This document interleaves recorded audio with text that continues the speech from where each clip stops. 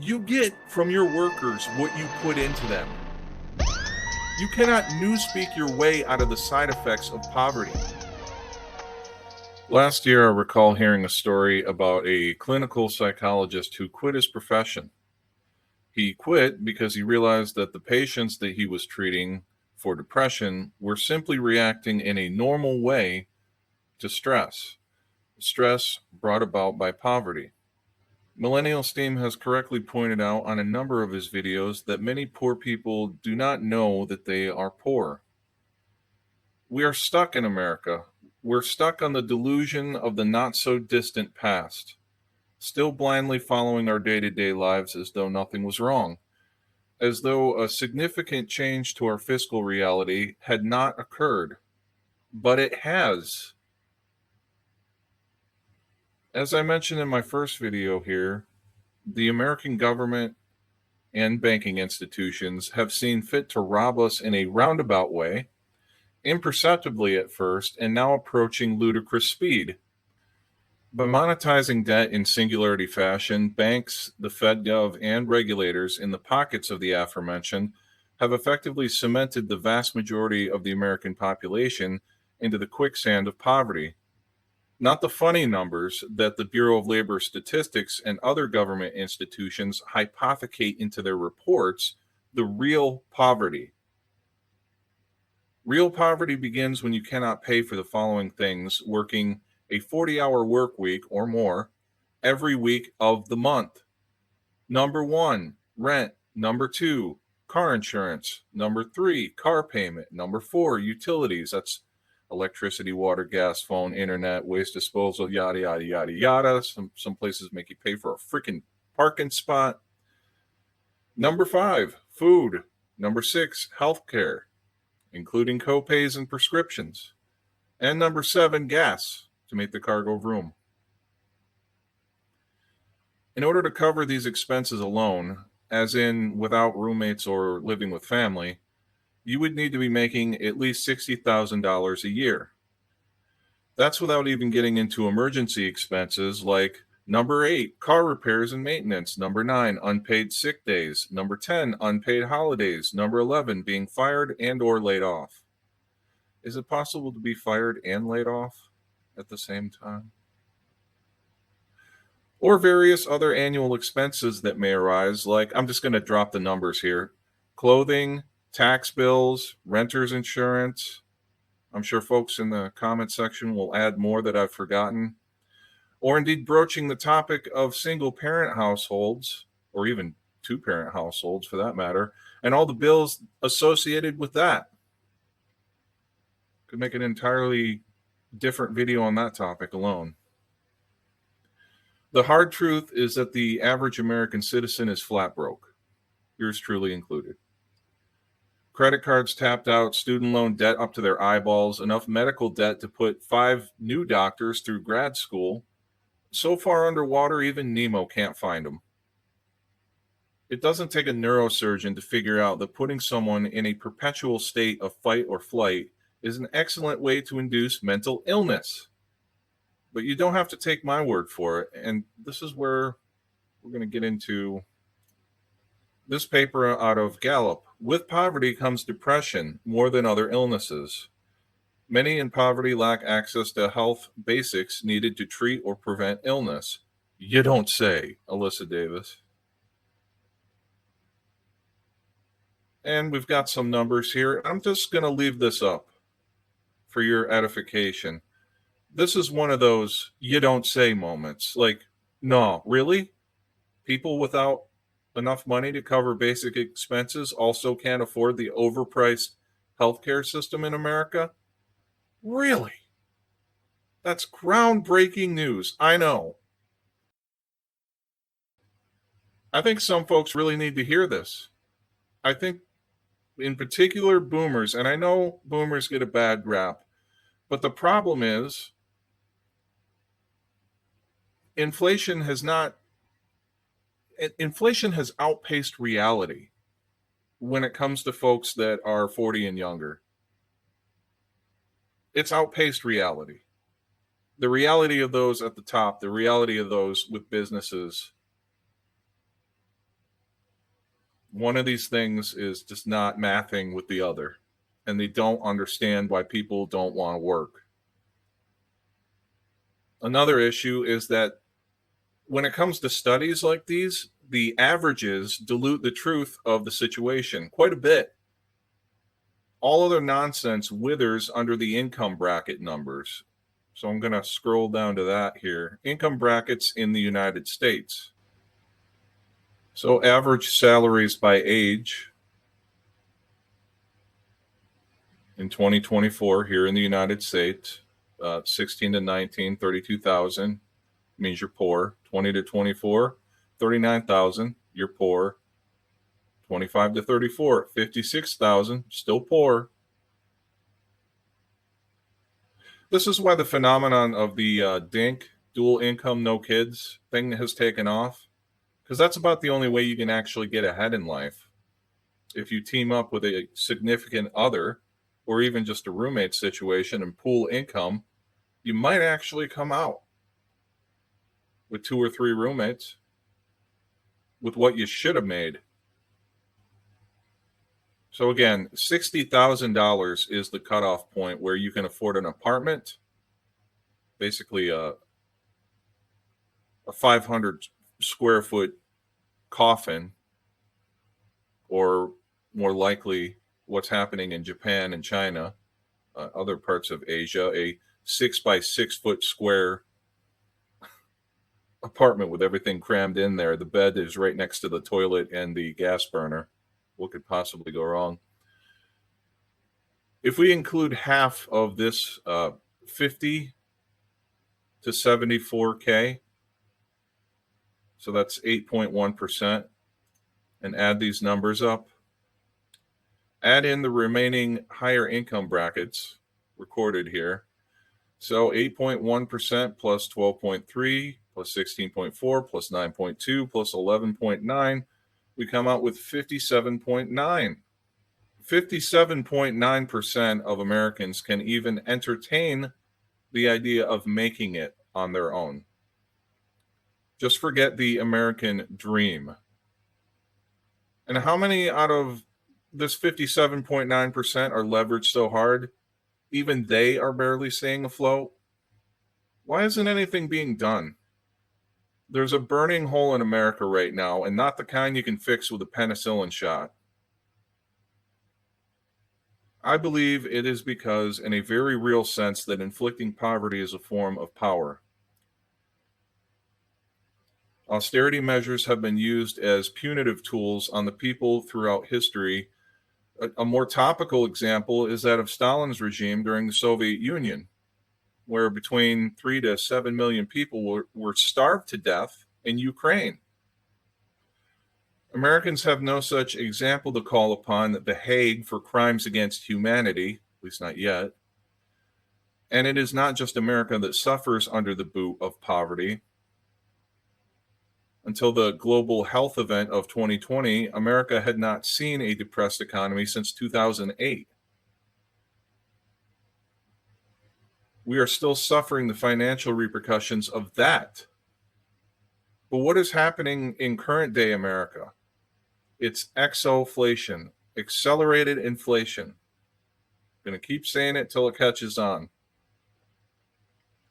The government and banks are working together to spend the dollar to zero value. Next thing up is CBDC. It will be pitched as the only solution. So diving into the numbers that I mentioned, $60,000 a year is roughly $28 an hour. At 40 hours, that's $1,120 a week, or between $4.5K to $5K a month. And then Uncle Sammy gets his cut. So you get to walk away with $49,442 per year. So what's the real number? It's $23.19 an hour, or between 3 and 4K a month. Then you get to subtract the numbers 1 through 11 and all that other crap that I just mentioned. Ballin'. Or not really. That's just for folks making 60K a year. If you're part of the 42.1% of America making less, you're hanging on by your fingernails or you're out on the streets. And let's be real, it's probably higher than 42.1%. A lot of the metrics this information is based upon comes from the Bureau of Labor Statistics. And the way they mess around with unemployment and workforce participation rates, always have a problem with that word. It's complete BS. They've changed the way these metrics are recorded so many times that they are meaningless. Oh, somebody goes X number of weeks or months without finding a job. I guess they're not really that serious about finding a job. So we're not going to count them in the unemployment rate. That's just one example. It all comes back to the dollar. Here's a quote from John Adams.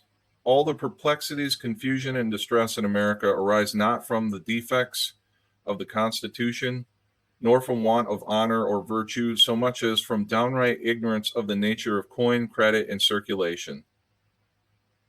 And that was back when currency was rooted in precious metals. How far we have strayed from the honest path since then. Media, politicians, and corporations would have you believe that debt is healthy for an economy, that society needs mechanisms of debt in order to induce growth. One of the more cacophonous armpits of the ultra riche, the World Economic Forum, had this little bit. Quote, while tackling inflation, higher interest rates have wider repercussions, creating debt sustainability risks and changing the nature of investment. All debt is dangerous to sustainability, whatever the hell that word means to these folks.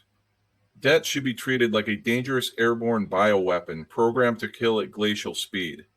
That's essentially what it is, an invisible killer of markets.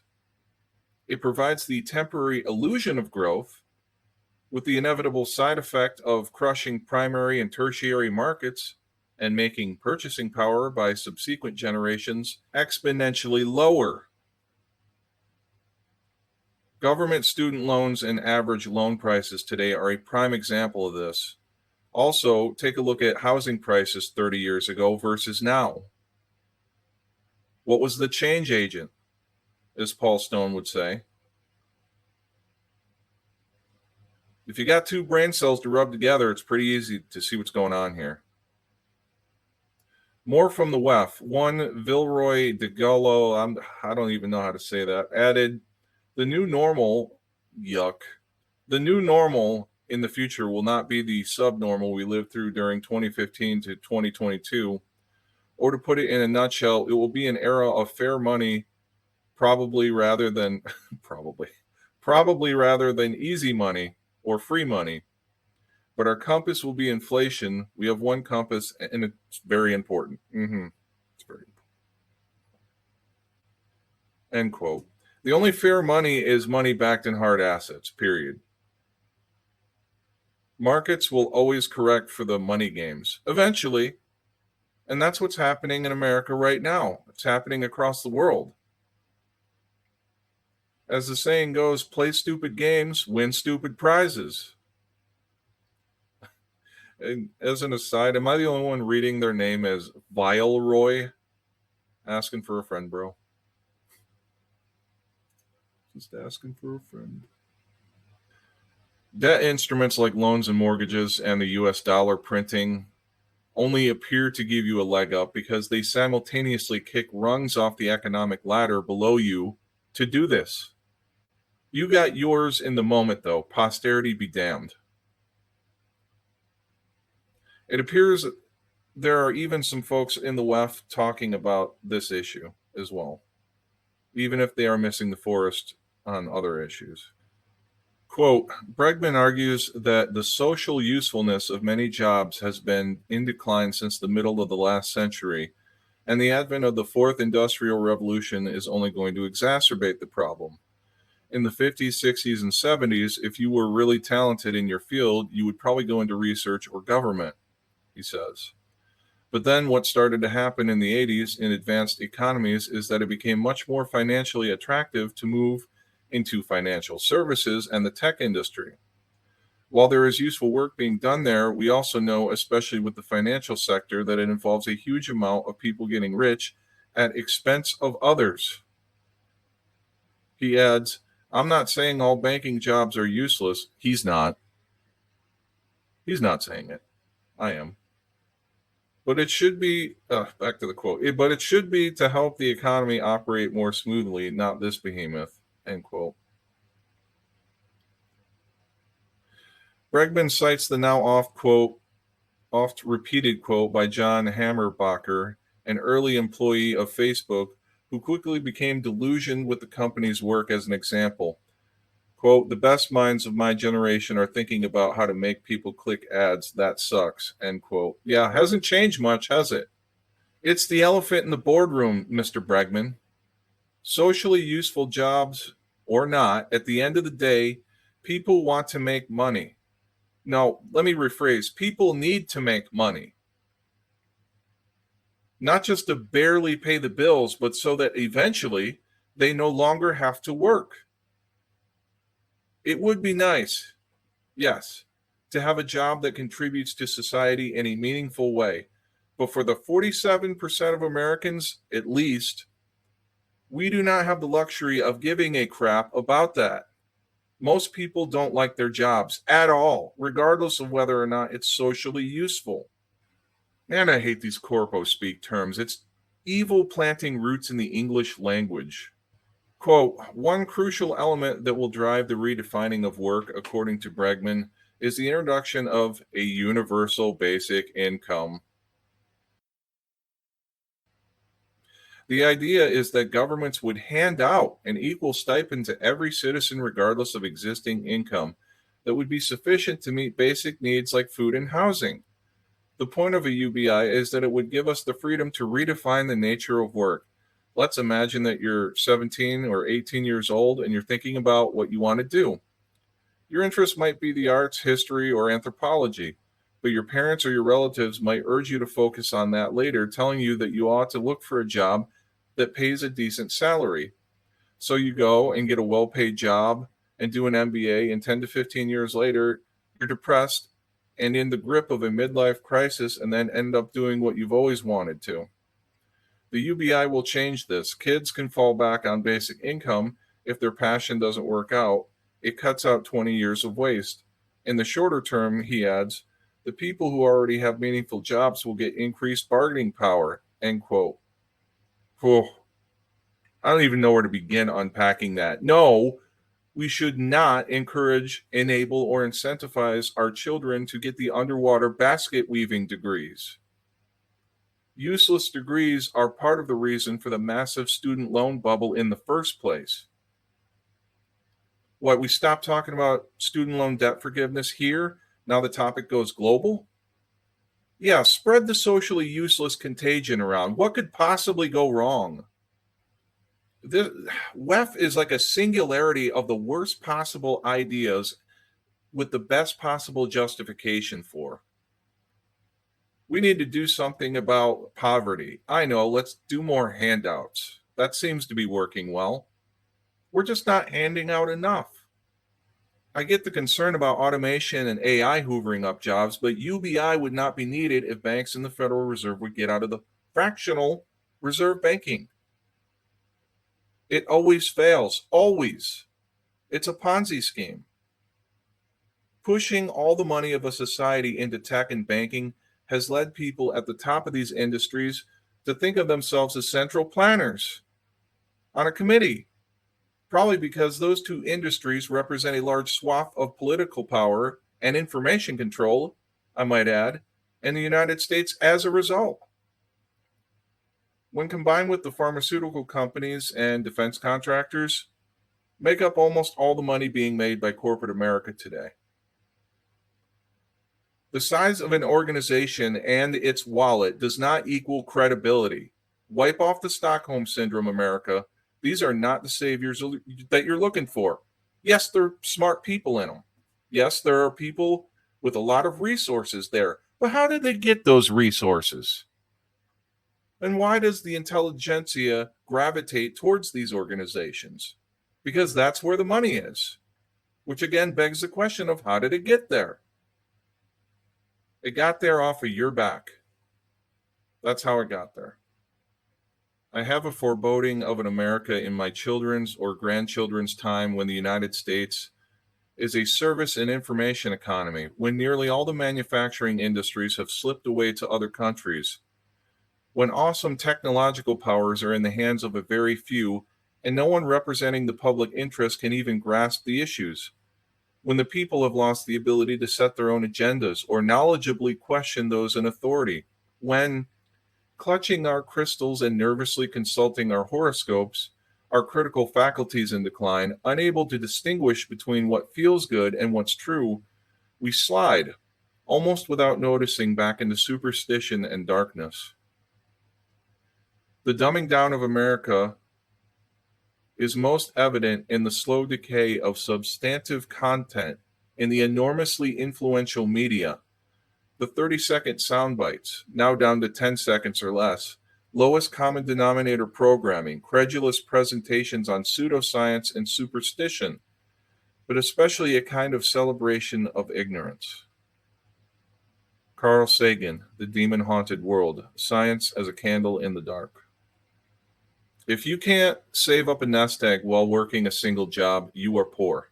If you can't buy a house with 10 years of income after expenses, you are poor. If a single emergency expense would see you homeless and or unemployed, you are poor. If you get pangs of anxiety every time you visit the grocery store, either you have agoraphobia or you're poor, maybe both. If you're watching this video, chances are you are poor. The algorithm picked you. I didn't. But welcome nonetheless. Carl Sagan's nightmare is our reality.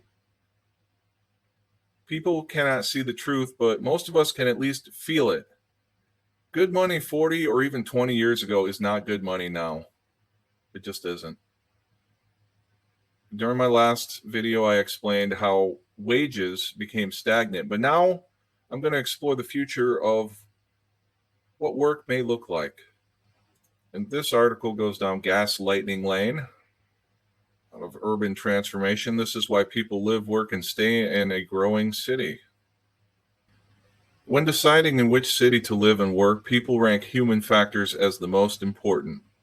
They rate life satisfaction as 2 times more important than employers realize.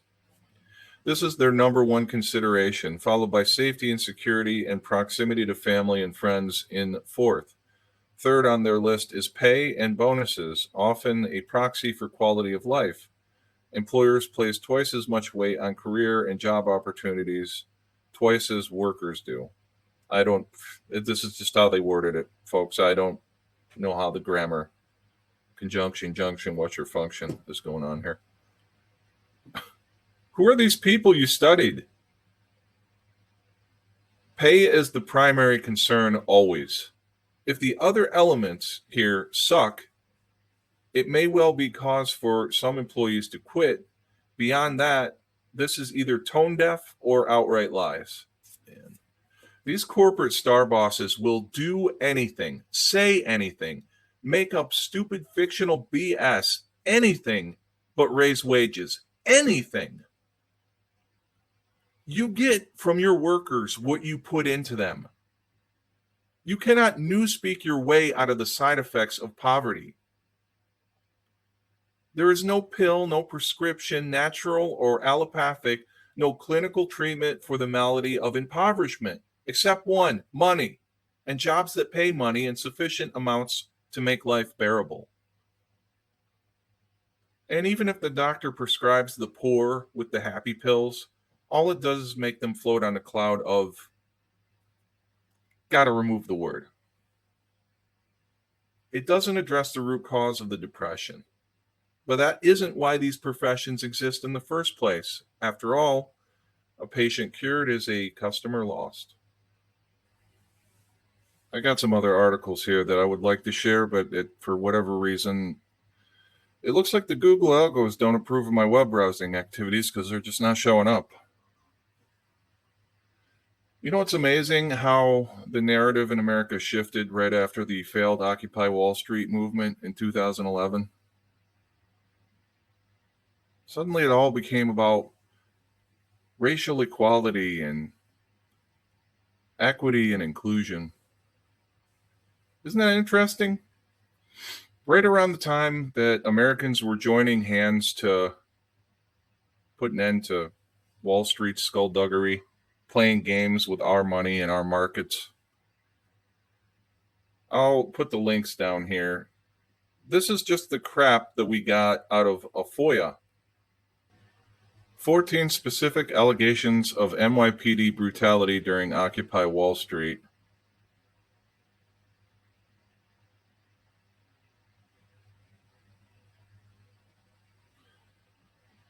So, one of the particular highlights is the admission that the feds had monitoring crews, whatever that means, embedded within the Occupy Wall Street movement itself.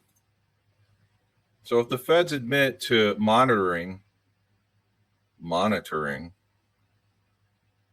they were certainly in place for what's the glowy euphemism? Special activities. You know the kind, with protesters committing skullduggery whilst donning police issued tactical boots, that kind of thing. A feat that would have made the late British General Frank Kitson very proud. Counter gang strategy at its finest.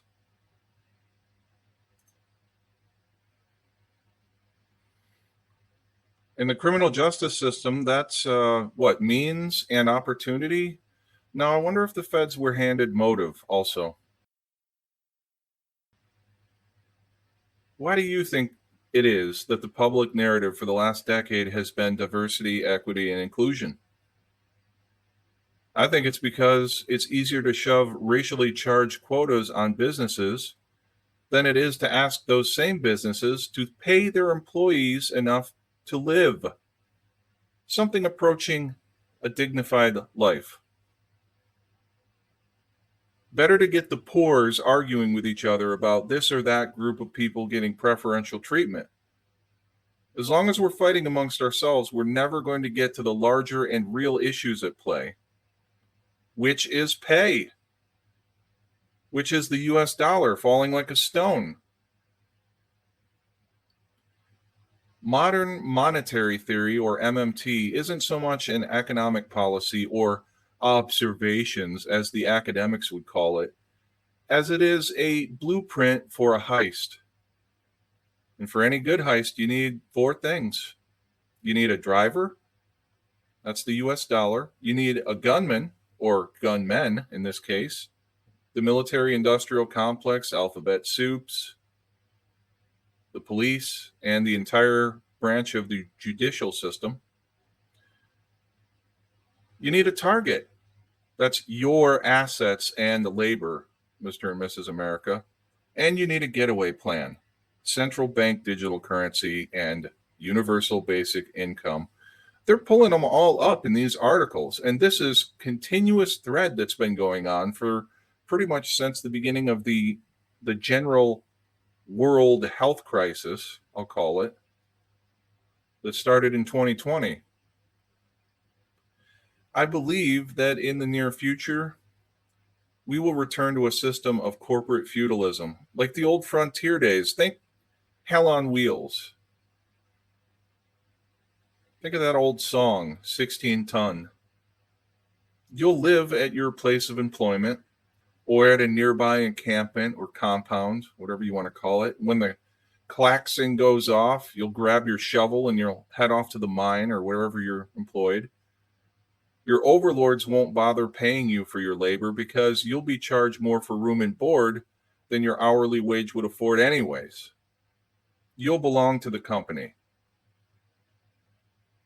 If they're feeling generous, they might allot you a stipend, which can only be used at the company store or affiliates. And Uncle Sam will have to step in with UBI to pick up the difference halfway or less, as is the case with food stamps right now. This is not a joke. If your housing costs continue on this trajectory, if all of ours continue, then you and your kids will be corporate citizens. And you may make an argument that that's the way it is right now. And that's if you're allowed to continue breathing at all. And it will be corporate owned land. Small private landowners are already being squeezed out of the real estate that they currently have because of the enormous increase in upkeep and tax costs. So that only monolithic companies will be able to weather the storm. All others will succumb to consumer entropy, as most need consumers to buy their products in order to exist. And what happens when no one can afford your products? What happens? There's a term I came up with years ago, all the money forever. That is the point at which a corporation no longer needs to concern themselves with what their profits look like, because they have enough money to exist in perpetuity, regardless of market ups or downs. And corporations that have that kind of money need not concern themselves with petty things like what people can afford. They don't care what you can afford. They don't need to care. And these companies, it's not just your labor that they're going to demand. Remember, these are the same companies pushing environmental social governance and carbon credits and all the sustainable this and that tripe. Say goodbye to the United States and say hello to the United Corporations of BVSS. Or redacted, because I can't include the names of these companies without my channel being throttled, without Google gremlins coming in and messing with the visibility of this channel. A nation cannot be partially doomed. Yet all I hear from supposedly intelligent people, be they from the Federal Reserve, the government itself, or economists, the interest rates, they need to go up or down or stay the same. It's irrelevant. The system itself is a poisonous tree. Poison tree, poison fruit. Left or right sides of the aisle, doesn't matter. No serious politician or media walkie-talkie are talking about the dollar. It needs to be done away with. Not with digital money, with hard asset-backed money. That is the solution, and the only one. Do you think we can vote our way out of this hell? I'd really like to hear your thoughts on this. I don't think the ballot box is going to fix this issue. Unless we can get the dollar on the ballot box and get America's collective heads screwed on straight on this issue. The nature of coin, credit, and currency in circulation. We need to have an intervention for America's economy.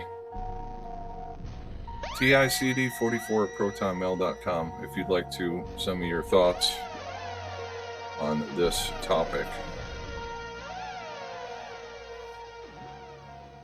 I don't know what else to say.